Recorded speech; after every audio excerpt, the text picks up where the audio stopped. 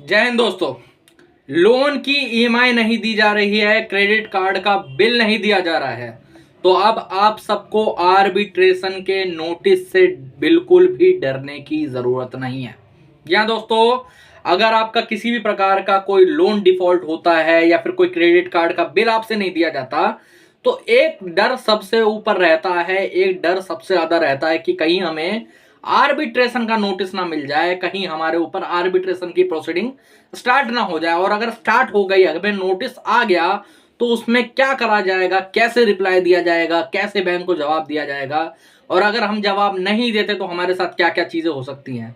ऐसे हमारे बहुत सारे भाइयों का, जितने भी जो जिन जिन का अभी अभी डिफॉल्ट चल रहा है या फिर डिफॉल्ट करने की सोच रहे हैं, या फिर जिसके पास पैसा नहीं रह गया है, तो वो यही सोचते रहते हैं कि अब क्या करा जाए, अगर ऐसी सिचुएशन होगी तो उसमें क्या करना चाहिए। और जिसको नोटिस रिसीव हो चुका है, जो इग्नोर कर रहा है, तो उसके साथ क्या हो सकता है वो भी मैं आज बताने वाला हूं। कई हमारे भाई सोचते हैं ना कि यार नोटिस ही तो है, रिप्लाई नहीं दूंगा तो क्या हो जाएगा। डिमांड नोटिस की तरह समझते हैं इसे, आर्बिट्रेशन को भी डिमांड नोटिस की तरह समझते हैं।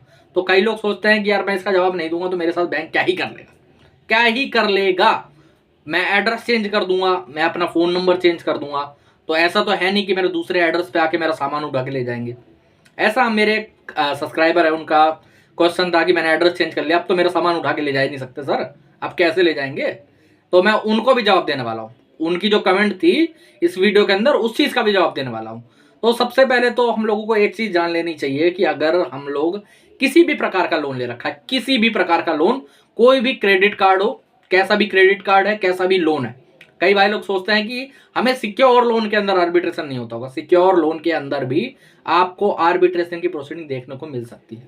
जो जो भाई ये सोच रहा है कि सिक्योर लोन के अंदर अगर मैं आर्बिट्रेशन का नोटिस मुझे आता है और मैं उसका जवाब नहीं देता हूं तो मेरा कुछ नहीं कर पाएंगे, तो मेरे भाई वो बहुत कुछ कर सकते हैं, ऐसी बात नहीं। क्योंकि ईएमआई तो है, वो अपना पैसा आपका सामान बेच के आपकी सैलरी अटैच करके वो भी ले सकते हैं वैसे भी, ठीक है। तो सिक्योर लोन वाले तो बिल्कुल भी हल्के में मत ले, क्योंकि वहां पर बहुत ही ज्यादा अच्छे से वो लोग प्रोसीडिंग करते हैं, बहुत ही तगड़ी तरीके से करते हैं। तो अब मान लेते हैं कि आपका कैसा भी लोन है। हमारे एक भाई थे, वो बोल रहे थे कि सर मैंने ऑनलाइन लोन ले रखा है, तो ऑनलाइन में तो मैंने कोई नोटिस साइन, मैंने तो कोई साइन नहीं करा, मैंने तो कोई एग्रीमेंट देखा ही नहीं, मुझे कैसे पता चलेगा। ये तो एक तरीके से वैसे ही फेक हो गया, फ्रॉड हो गया। ऐसा बिल्कुल नहीं है। जब एग्रीमेंट आता है, जब टर्म्स एंड कंडीशन आप पढ़ते नहीं हो, जो 10-10 लाइन की होती है, इतनी छोटी छोटी होती है यार, एक बार टिक मरवाते हैं खाली, और बताओ। तो वो जो टिक मार देते हो ना, तो उसके अंदर ही पूरा एग्रीमेंट वगैरह सारी चीजें लिखी हुई थी। उसके अंदर एक क्लॉज होता है, आर्बिट्रेशन का क्लॉज भी। अगर आप अपनी जो लोन सैंक्शन लेटर होता है उसे निकलवाओगे, उसे पढ़ोगे, तो उसके अंदर पता चल जाएगा आपको टर्म्स एंड कंडीशन के अंदर कि हाँ मैंने आर्बिट्रेशन के ऊपर साइन करा। अब कई भाई लोग बोलते हैं कि मैंने साइन तो करा नहीं है, फिर कैसे? आपने ओटीपी दी, आधार ओटीपी दी, वो एक तरीके से आपका डिजिटल साइन हो गया, ठीक है। तो बात तो यहाँ पर खत्म हो गई कि कौन से लोन के अंदर आर्बिट्रेशन हो सकता है, कौन से लोन के अंदर नहीं हो सकता है। अब कई भाई लोग क्या होते हैं, बहुत ज्यादा दादागिरी करते हैं कि यार मैं एड्रेस चेंज कर लूंगा, मैं अपना फोन नंबर चेंज कर लूंगा, तो मेरे घर से सामान ले जा नहीं सकते। हाँ, ये चीज जो है ये एक हद तक सही भी है। लेकिन मैं आज ही आप सबको एक मुंबई वाले क्लाइंट की हमारी एक स्टोरी सुनाने वाला हूँ। उनके साथ क्या हुआ था, मैंने एक डेडिकेटेड वीडियो बना रखा है इसके ऊपर, डेडिकेटेड वीडियो बना रखा है, आप चाहे तो मेरे चैनल पे जाके देख सकते हो। उनके साथ क्या हुआ था, उन्होंने एड्रेस चेंज कर लिया था। पहले वो अलग जगह रहते थे, फिर उसका वो अलग जगह शिफ्ट हो गए, बहुत दूर में था, पूरा स्टेट ही चेंज कर दिया उन्होंने। तो उन्होंने सोचा कि अब मेरे साथ क्या ही कर सकते हैं, ज्यादा से ज्यादा क्या ही कर लेंगे, है ना। सामान तो मेरा ले जा नहीं सकते दूसरा स्टेट में यार, वहां से वहां तक ले जाना पॉसिबिलिटी नहीं है। तो हुआ क्या, उनके साथ सामान तो उनको एक्चुअली भी नहीं ले जा पाए। तो इन्होंने, जब इन्हें डिस्ट्रिक्ट कोर्ट से सामान आया, वो भी इग्नोर कर दिया। जब एड्रेस चेंज कर लेता तो हो सकता है इनको रिसीव ही ना हुआ, ठीक है। फिर नेक्स्ट चीज क्या हुई, इनके जितने भी अकाउंट्स थे वो सब फ्रीज कर दिए गए। क्या इनके अकाउंट, इनकी जो मदर थी वो को एप्लीकेंट थी एक लोन के अंदर, तो वो अकाउंट भी फ्रीज हो गया। अब इनका क्या था, ये बिजनेसमैन आदमी थे, ये सैलरी पर्सन नहीं थे। अगर सैलरी पर्सन होते तो इनकी जो सैलरी थी 60% वो भी अटैच करी जा सकती थी। तो ऐसे में क्या हुआ, उनका जो डेली खर्च है वो निकालना भी मुश्किल हो गया। अब जो अकाउंट वो करना, क्या कहते हैं, डिफ्रीज करवाना, अनफ्रीज करवाना, उसका प्रोसीजर चल ही रहा है, उसमें टाइम लगेगा, थोड़ा हो जाएगा सारी चीजें। लेकिन आप वहां तक मत जाओ, वहां तक जाओगे तो बहुत ज्यादा परेशानी हो जाएगी।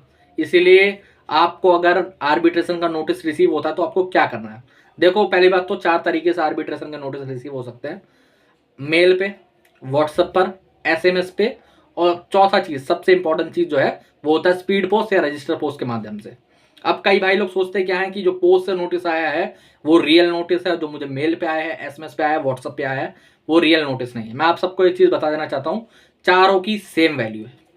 जी हाँ, ऐसा नहीं है कि आपको अगर स्पीड पोस्ट भेजा गया है तो एसएमएस की वैल्यू नहीं होगी, एसएमएस की वैल्यू भी है, व्हाट्सएप की वैल्यू भी है, और आपका क्या कहते हैं ईमेल की वैल्यू भी है।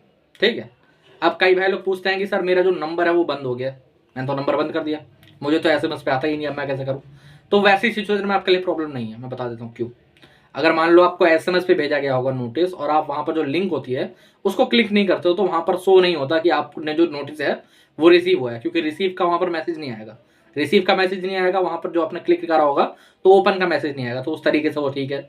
कई भाई लोग बोलते हैं कि मेरी जो ईमेल है वो मैं पता नहीं पहले कौन सी डाली थी, अब मुझे याद नहीं। ऐसी सिचुएशन में क्या है, तो ईमेल भी आप लोग खोल के चेक करते हो तो वो भी कोई प्रॉब्लम वाली बात नहीं है, क्योंकि जब अवार्ड पास होता है, जब चीज़ें होती है तो वहाँ पर दिखाना पड़ता है कि भाई साहब इस दिन को हमने ये भेजा था ईमेल और यहाँ पर ओपन हुआ। हाँ, एक दिक्कत है, अगर मान लो आपने एड्रेस चेंज कर रखा है और स्पीड पोस्ट आया और आपके पुराने एड्रेस पे किसी और ने स्पीड पोस्ट ले लिया तो एक तरीके से वो रिसीव हो पाएगा। हाँ, उसका ऑब्जेक्शन आप डाल सकते हो चाहो तो, लेकिन उसमें लंबा चौड़ा प्रोसीजर हो जाएगा, फिर बहुत प्रॉब्लम होती है। तो मेरी एक ही सिचुएशन है कि आप लोग, एक ही सलाह है कि आप लोग ये चारों चीज़ों पे ध्यान दें। एक बार रात में सोने से पहले सब पे एक बार नज़र मार के देखो, एक रूटीन बना लो, एसएमएस चेक करें सारे, ईमेल चेक करी सारी, अपना क्या कहते हैं व्हाट्सअप चेक करें सारे, और स्पीड पोस्ट तो घर पे पता चल ही जाएगा, कोई ना कोई होगा तो स्पीड पोस्ट पता ही चल जाएगा, तो कोई दिक्कत नहीं। अब मान लो रिसीव हो गया, अब क्या करना है? अब बिना रुके बिना सोचे इसका तुरंत रूप से रिप्लाई देना है, तुरंत रूप से ऑब्जेक्शन देना है। अब यहाँ पर लोग गलती क्या कर रहे हैं आजकल, मैं तुम्हें समझाता हूँ कि हमारे कई भाई हैं वो खुद से रिप्लाई दे रहे हैं। खुद से रिप्लाई देने को मैं कभी गलत नहीं बोलता। अगर आप फाइनेंशियली स्टेबल नहीं हो, आपके पास ज़्यादा प्रॉब्लम है, तो आप खुद से रिप्लाई लिख सकते हो। लेकिन प्रॉब्लम कहाँ आती है, मैं एक क्लाइंट की बात आपको बताता हूँ। वो क्लाइंट हमसे जुड़े, उनको दूसरा नोटिस आया तो वो बहुत डर गए, क्योंकि उनका लमसम अवार्ड पास होने वाला था। उन्होंने हमें दिखाया कि सर मैंने रिप्लाई दिया था, मैंने बोला रिप्लाई दिया था तो दिखाओ। एक कॉपी के पेज पे अपना नाम लिख रखा है, नीचे लिख रखा है मेरे को आर्बिट्रेशन प्रोसीडिंग नहीं चाहिए, 2 पॉइंट डाल रखे हैं। ऐसा नहीं है, एक जो नोटिस का रिप्लाई रहता है उसके अंदर कम से कम जो 8 से 9 पॉइंट आपको देने पड़ते हैं, अच्छे अच्छे 8 से 9 पॉइंट देने पड़ते हैं। वो एक लीगलाइज लेटर होना चाहिए, लीगल वे में बना होना चाहिए, सारी चीज़ें प्रेजेंट होनी चाहिए। अगर एक चीज़ भी इधर उधर होती है तो फिर वो लेटर जो है वो वैलिड नहीं माना जाता है, वो लेटर वैलिड नहीं माना जाता है।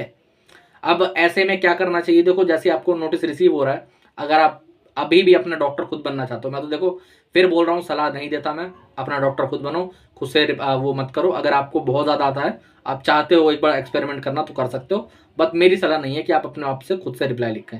हाँ, रिप्लाई लिखवाना है किसी और से लिखवा सकते हो, हमसे लिखवा सकते हो। यहाँ पर व्हाट्सअप पर मैसेज नंबर आ रहा है, सॉरी यहाँ स्क्रीन पे नंबर आ रहा है व्हाट्सअप का, आप हमें व्हाट्सअप पर मैसेज करके हमसे रिप्लाई लिखवा सकते हो, हमें नोटिस भेज सकते हो। आजकल एक मिसकंसेप्शन ये भी है, एक प्रॉब्लम ये भी है कि लोग क्या सोचते हैं कि सबसे बड़ी दिक्कत ये है कि जो रिकॉल नोटिस होता है, डिमांड नोटिस होता है, आजकल उसके अंदर भी आर्बिट्रेशन के नोटिस आने लगे हैं, तो लोगों को पता ही नहीं चलता कि वो रिकॉल नोटिस है कि डिमांड नोटिस है। तो हर एक नोटिस चेक करो, खुद से चेक करो या फिर हमसे चेक करवाओ। खुद से चेक करने का ये पैरामीटर है कि सारे पॉइंट्स चेक करो, सारी चीज़ें क्या लिखी हुई है कहाँ पर। एक नोटिस में बता रहा हूँ, एक क्लाइंट ने हमें भेजा था, उसने बोला कि डिमांड नोटिस, जब हमने चेक करा तो वहाँ पर टोटल 15 पॉइंट थे, 15 पॉइंट के अंदर एक 9वां पॉइंट था, 9वें पॉइंट के अंदर लिखा हुआ था कि इस नोटिस को आर्बिट्रेशन नोटिस के रूप में कंसीडर करा जाएगा, ये प्रोसीडिंग डेट है, ये यहाँ पर है। अब वो जब उन्हें समझाया गया तो बोल रहा सर मैं तो देख ही नहीं पाया, तो मैं तो समझ में नहीं आया, है ना।